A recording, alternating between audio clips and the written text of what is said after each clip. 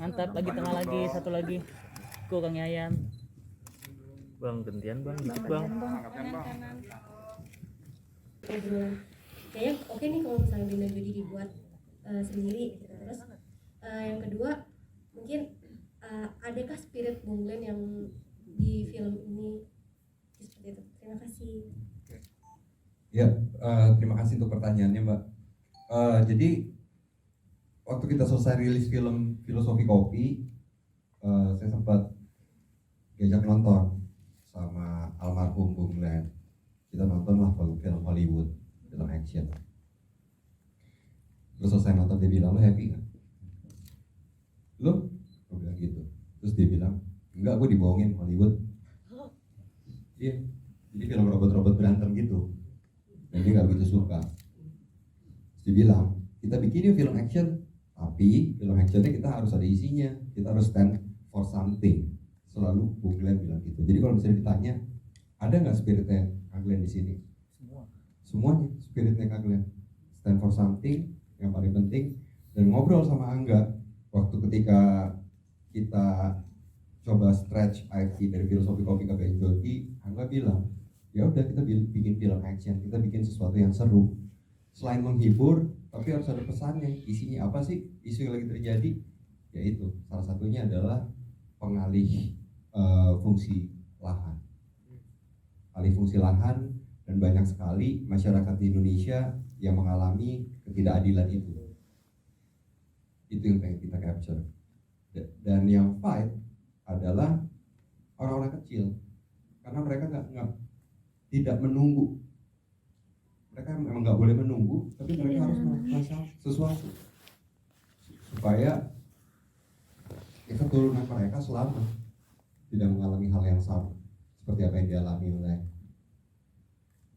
Rinjani dan keluarganya. Seperti itu.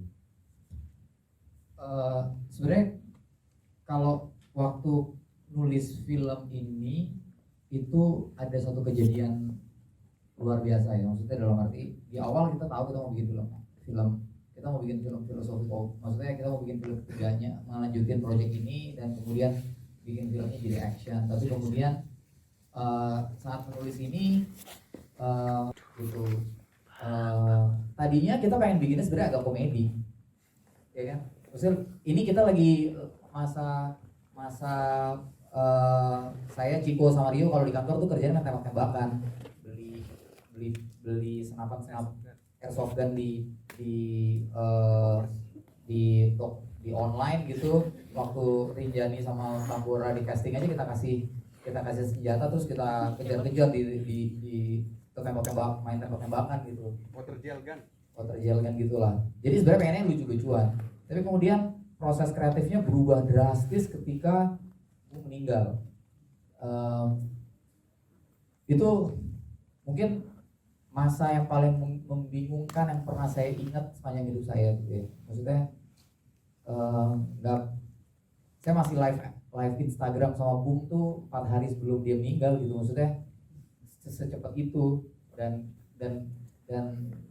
dia orang yang paling mungkin nggak pernah mau kelihatan sulit di antara teman-teman. Jadi nggak pernah cerita kalau sebenarnya dia tuh sakit parah gitu. Dia bilang dia sakit, tapi kita nggak pernah tahu kalau sakitnya. Terus tiba-tiba nggak ada aja. Wah, itu hidup kayak orang bego 3 bulan sih. Bego total gitu, yang nggak ngerti mau ngapain. Sampai akhirnya kita ngumpul, saya sama Ciko sama Rio ngobrol. Akhirnya mungkin menulis film ini dan membuat film ini tuh healing gitu, proses healing kami juga, dimana kami ingin membuat film yang tadinya lucu-lucuan. Makanya kenapa sebenarnya masih ada sisa tuh dari lucu-lucuan ya teman-teman. Makanya kenapa nama penjahatnya masih ada Gele, kenapa nama penjahatnya masih ada Encek, masih ada Tubir, karena awalnya memang mau lucu-lucuan, tapi kemudian peristiwa kehilangan Bung ini yang membuat kita ngerubah semua dimensi yang ada di dalam film. Kita mau ya karena cerita itu kita ingat bahwa Bung tuh pengen bikin film action, tapi dia bilang mungkin nggak sih kita bikin film action yang ceritain tentang Indonesia gitu, bicara tentang hal yang lebih penting dibanding sekedar sekedar pembunuh bayaran atau robot dan segala macam, tapi suatu hal yang lebih penting. Mungkin ini salah sebuah apa namanya upaya kami Divisi Cinema, Chris, Ben, Jody untuk mewujudkan itu dengan memberikan banyak sekali pengaruh yang sangat Glenn friendly. Contohnya misalnya kenapa kita bicara tentang Wana Reja, kenapa dari Rinjani ada Tambora gitu, karena kita tahu sepanjang hidupnya Bung Glenn itu adalah aktivis masyarakat adat di Aman gitu. Dia sangat dekat dengan isu isu masyarakat adat. Dia sangat dekat dengan isu lingkungan hidup gitu. Bagaimana dia jadi orang terdepan waktu bikin kampanye, waktu bikin Save Aru dan melawan perusakan alam di Kepulauan Aru gitu. Dan hal-hal itu kemudian jadi memori-memori dalam kepala kami yang kemudian mau kami translate jadi cerita di dalam Bene Judi ini sebagai bentuk apa namanya perayaan terhadap hidupnya sebenarnya.